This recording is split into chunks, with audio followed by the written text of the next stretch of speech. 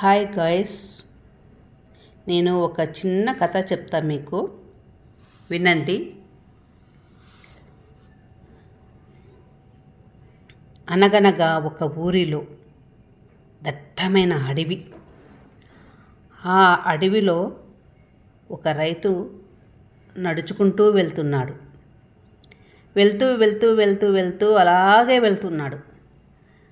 కాస్త ముందుకు వెళ్ళంగా ఆ రైతుకి ఒక భయంకరమైన ఆకారం కనిపించింది. అది ఏమంటే, ఏంది ఇది అని భయపడుతూ వెళ్ళాడు ఆ రైతు. కానీ దగ్గరికి వెళ్ళి చూస్తే అక్కడ ఏమీ కనిపించలేదు. ఏదోలే, నా భ్రమలే అనుకొని మళ్ళీ ముందుకి నడవసాగాడు.